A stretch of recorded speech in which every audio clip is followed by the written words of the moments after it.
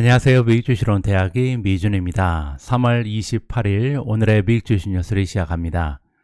어제 제가 깜빡 잊고 여러분들께 공지 말씀을 드리지 못했는데요. 이번 주부터 미준 방송을 1시간 빠르게 여러분들께 공유 드릴 수 있을 것 같습니다. 영국에서는 이번 주부터 데이라이트 세이빙이라는 제도를 시작합니다.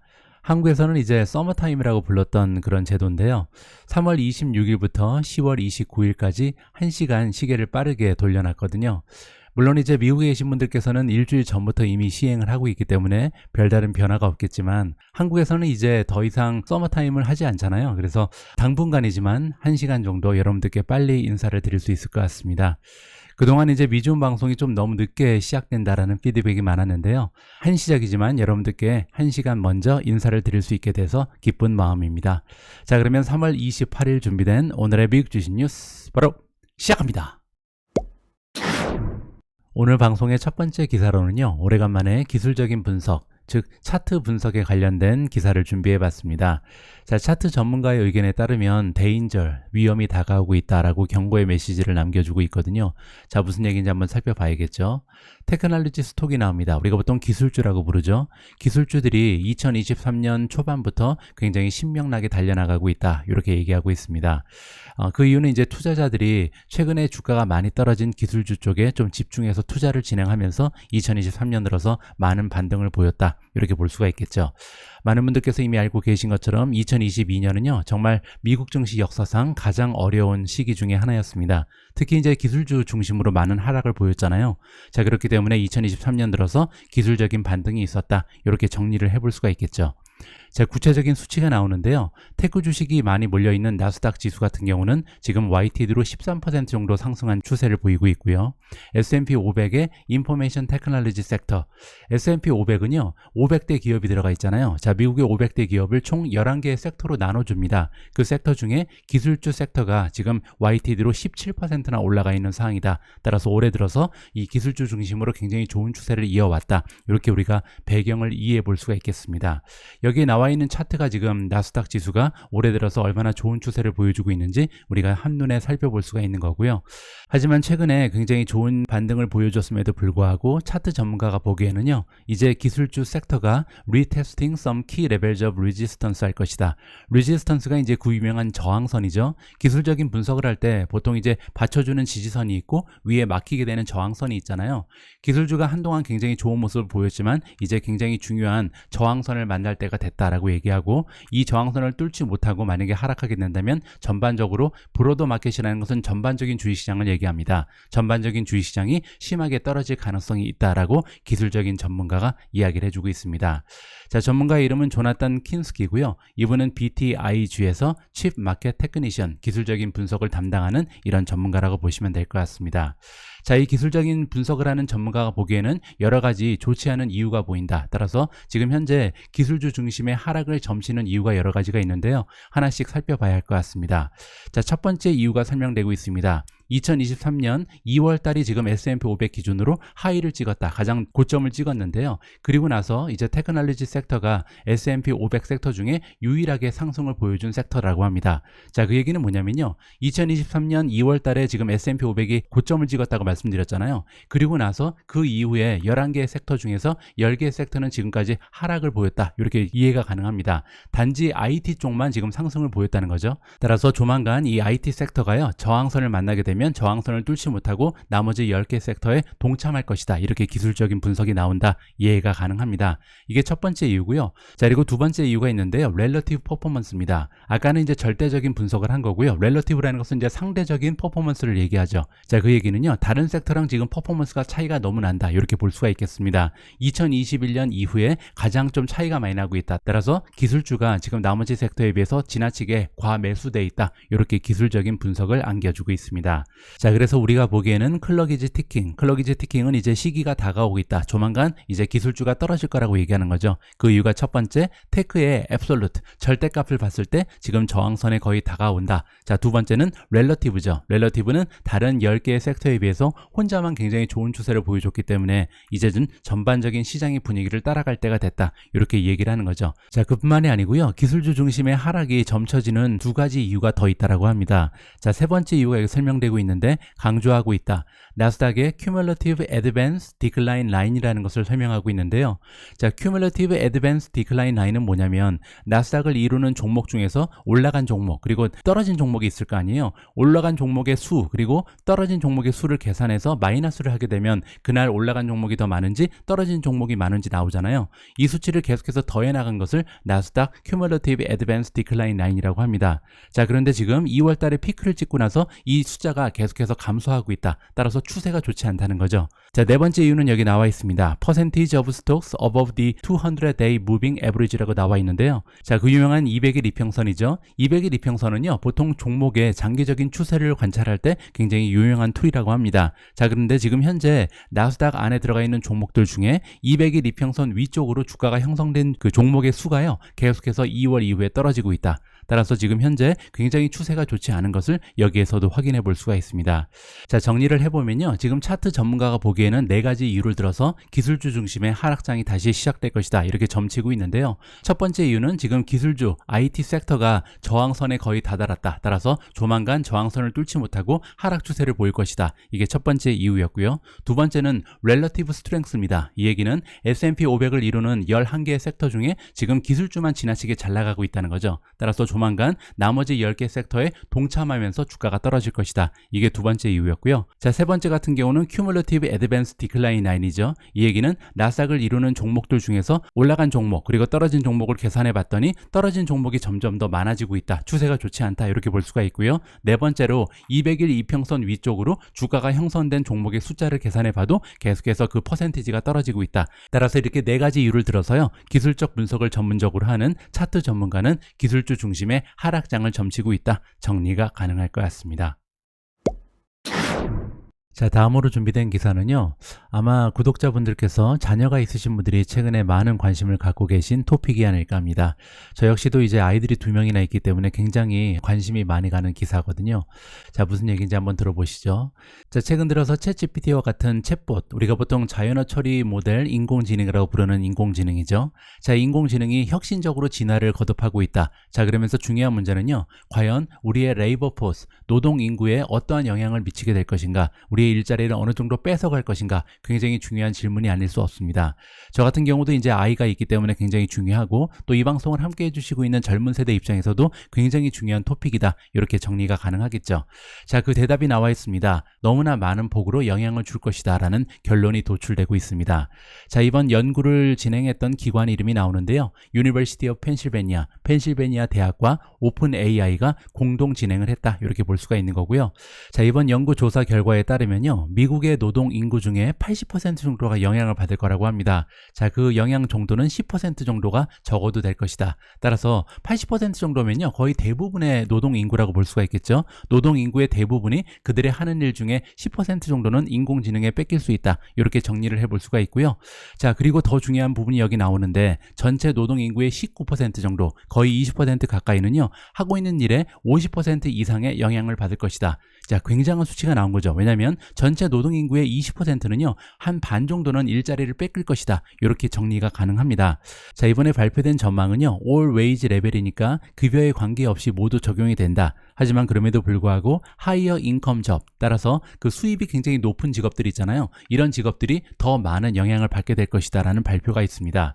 어떻게 보면 굉장히 당연하죠. 왜냐하면 기술력, 테크놀로지는요. 돈을 만들기 위해서 계속 진화를 하게 되잖아요. 아무래도 기업 입장에서는 돈을 만드는 것이, 수입을 내는 것이 그들의 목표니까요. 따라서 이렇게 좀 보수가 높은 일자리를 대체하는 것이 그들 입장에서는 돈이 되겠죠. 따라서 굉장히 저임금을 받는 이런 일자리보다는 고임금을 받는 일자리가 먼저 대체될 가능성이 굉장히 높다. 왜냐면요. 저임금 쪽은 아무래도 사람이 하는 게 더 쌀 가능성도 있잖아요. 그래서 로봇이나 인공지능이 대체하는 것은 아무래도 고임금이 더 위험하다. 이렇게 정리가 가능합니다.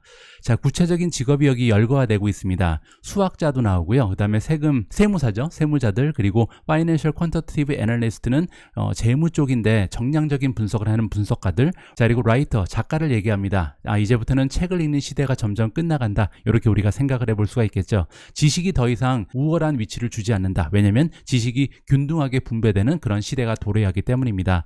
자, 그리고 웹 디자이너들, 이제 디자인 같은 것도 인공지능이 알아서 해주는 시대가 도래하고 있고요. 자, 서베이, 설문조사 전문가, 그리고 트랜슬레이터, 번역가, 이런 직업들은요 조만간 사라질 수 있다라고 발표가 나온 것 같습니다. 있습니다. 이 문제는요, 사실 자녀를 두고 계신 분들이나 아니면 젊은 세대 입장에서는 굉장히 중요한 문제라고 생각이 됩니다. 자, 그래서 저와 제 와이프가 운영하고 있는 또 다른 유튜브 채널이 있잖아요. 글로벌 노마드 패밀리 채널을 통해서 저와 제 와이프가 갖고 있는 생각을 여러분들과 다시 한번 공유를 해볼까 합니다. 그때 그 영상 함께 시청해 주시고 댓글을 통해서 많은 의견을 공유해 주셨으면 하는 바람을 가지고 있습니다. 다음으로 준비된 기사는요, 마이크로소프트 관련된 소식입니다. 최근 보내드리는 방송에는 사실 마이크로소프트가 등장하지 않는 날이 거의 없는 것 같습니다. 그만큼 최근 들어 많은 투자자들의 관심을 독차지하고 있는 기업이 바로 마이크로소프트인데요. 자, 어제 방송에서 제가 향후 마이크로소프트의 성장을 이어나갈 수 있는 성장 동력에는 세 가지 정도가 있을 것 같다, 이런 말씀을 드렸습니다. 첫 번째가 이제 최근 화제가 되고 있는 인공지능이고요. 두 번째는 게임 산업이라고 말씀을 드렸죠. 그리고 만약에 블리자드 인수권이 확정이 되게 되면 아마도 세 번째 메타버스의 기술력에도 많은 도움이 될 것이다, 이런 말씀을 여러분들께 공유드린 바가 있습니다.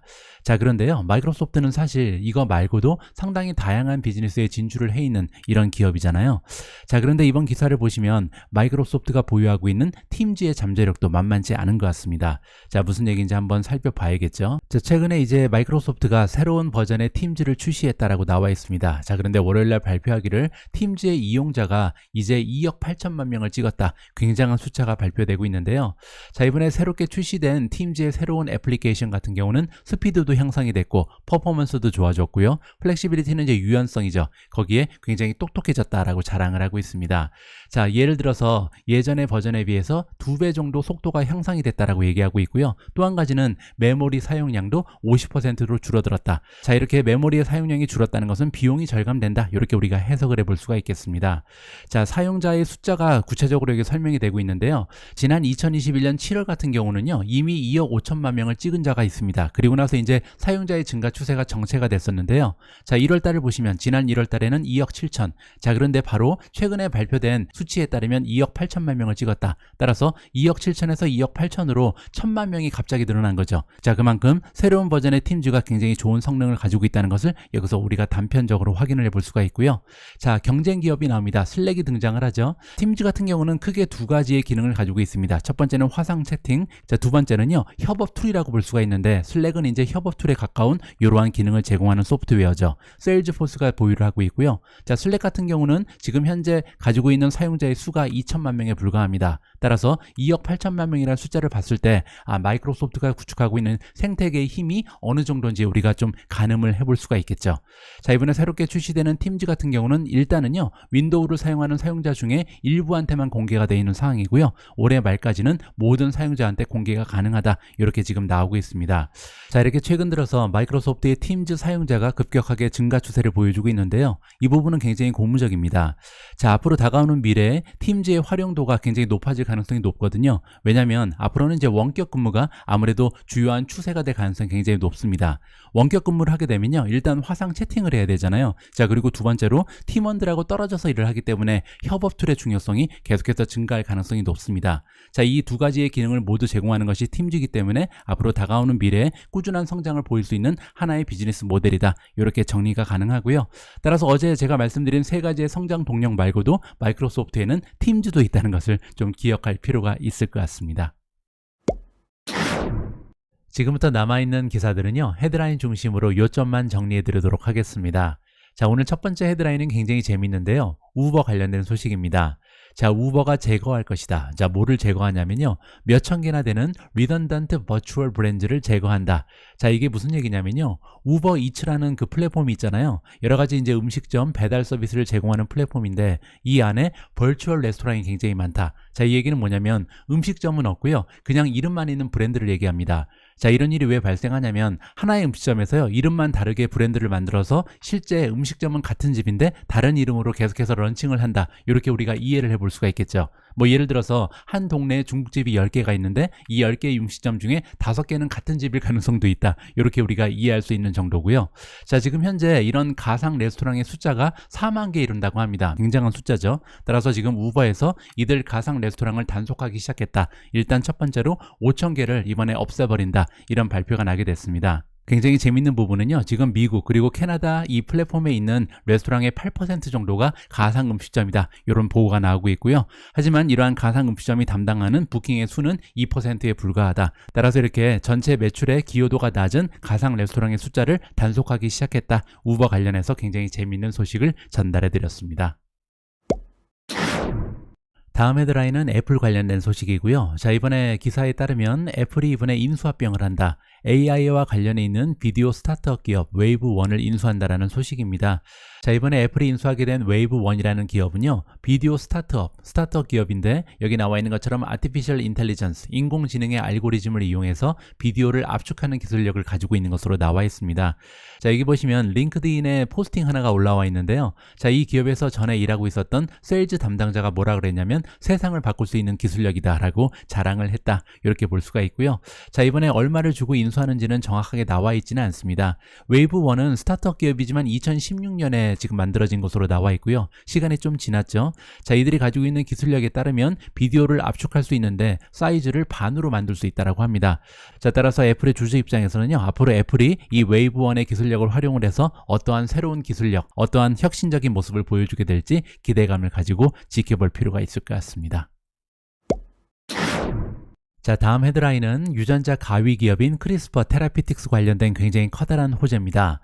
자, 이번에 버텍스 그리고 크리스퍼가 잉크를 했다. 잉크는 이제 계약서에 사인을 잉크로 했다, 이렇게 보시면 되고요. 라이선스 딜이니까 계약을 성사시켰다. 자, 이번 계약은 어떤 치료제에 관련된 계약이냐면 다이아베츠 테라피즈, 우리가 보통 당뇨병이라고 부르죠. 당뇨병의 치료제에 관련된 계약을 이번에 성사시켰다. 굉장히 커다란 호재입니다. 자, 규모가 굉장히 큰데요. 일단 어프런트 페이먼트, 성금으로 1억 달러를 지불했다. 버텍스가 이제 크리스퍼한테 1억 달러를 이미 지불하는 그런 계약이 성사가 된 거고요. 자, 이번에 개발되는 치료제 같은 경우는 당뇨병 중에 TID라는 굉장히 스페셜한 당뇨병에 해당이 되는 이런 치료제라고 보시면 될 것 같습니다. 자, 그런데 1억 달러를 받는 것도 굉장한데 그뿐만이 아니고요. 자, 추가적으로 2억 3천만 달러를 추가적으로 받을 수가 있겠다. 자, 나중에 마일드스톤을 달성하게 되면, 그 얘기는 뭐냐면 어떠한 뭐 임상 실험을 통과한다거나 정해놓은 이런 이정표를 찍게 되면 추가적으로 1억 달러에서 2억 3천만 달러를 추가적으로 받게 된다, 이렇게 이해가 가능한 거고요. 그리고 나중에 신약이 나중에 출시가 된 다음에 계속 판매가 되면요, 거기에서 로열티도 추가적으로 받게 되는 굉장히 유리한 조건을 크리스퍼가 가지게 된 것 같습니다. 자, 그리고 굉장히 중요한 부분이 하나 더 있는데요. 여기 보시면 non-exclusive right입니다. 자, 그 얘기는 뭐냐면 독점 계약이 아니라는 거죠. 따라서 크리스퍼 입장에서는요, 나중에 이 치료제가 출시가 되게 되면 버텍스 말고도 다른 계약 회사한테도 이 기술력을 판매할 수 있는 그런 권리가 주어지게 된다. 따라서 크리스퍼 입장에서는 굉장히 유리한 조건으로 이번 계약이 마무리됐다는 것을 우리가 직접 확인해 볼 수가 있을 것 같습니다. 다음 헤드라인은 루시드 관련된 소식인데요. 루시드가 이번에 리콜을 실시하게 됐다라는 좋지 않은 소식입니다. 자, 루시드 그룹에서 2022년 그리고 2023년에 출시됐던 플래그십 가장 중요한 모델인 루시드 에어 관련된 리콜을 실시하게 됐고요. 자, 그 문제가 굉장히 재미가 있는데 간혹가다 이 자동차가 갑자기 파워가 나가는 일이 있다. 전원이 갑자기 꺼진다는 거죠. 아무래도 전기차 같은 경우는 내연 자동차와 달리 이 전자제품이잖아요. 따라서 이런 문제가 발생할 수 있는 것 같습니다. 자, 이번에 리콜의 대상이 되는 자동차의 숫자는 637대로 발표가 됐는데요. 자, 637대면 굉장히 작은 숫자긴 합니다. 하지만 작년 한 해 동안 루시드가 판매한 자동차의 숫자가 4,500대에 불과했거든요. 따라서 작년에 판매된 자동차 숫자를 계산해 보면 한 14% 정도의 리콜이 실시가 된다. 따라서 판매된 숫자에 비하면 굉장히 커다란 퍼센티지의 리콜이 발생했다, 이렇게 해석이 가능할 것 같습니다. 자, 오늘 방송의 마지막 헤드라인은요, 박성애님을 위해서 준비를 했습니다. 어제 방송을 보시고 박성애님께서 이런 댓글을 남겨주셨거든요. 늘 감사히 잘 듣고 있습니다. 제가 아마존 평단가가 너무 높아 손실이 큽니다. 앞으로의 아마존 전망 부탁드립니다. 늘 감사합니다. 저 같은 비전문가의 의견보다는요, 지금 현재 시장의 전문가들은 어떠한 견해를 갖고 있는지 한 전문가의 의견을 좀 들어보면 좋을 것 같은데요. 자, 이번 기사의 제목을 보시면 아마존이 아직까지도 탑픽이다. 따라서 모간 스탠리에서는요, 지금 현재 가장 좋아 보이는 주식을 아마존으로 선정을 했고요. 그 이유는 마진 때문이다. 마진이 앞으로 높아질 것이다. 이렇게 기대를 하고 있는 것 같습니다. 자, 구체적인 내용을 좀 살펴보면요, 이번에 모간 스탠리에서 아마존을 다시 한번 탑픽으로 선정한 이유가 설명이 되고 있는데, 최근에 최근에 대량 해고를 했잖아요. 따라서 직원의 수를 굉장히 많은 폭으로 감소를 시켰기 때문에 마진의 향상이 굉장히 기대가 된다. 이렇게 설명을 해주고 있고요.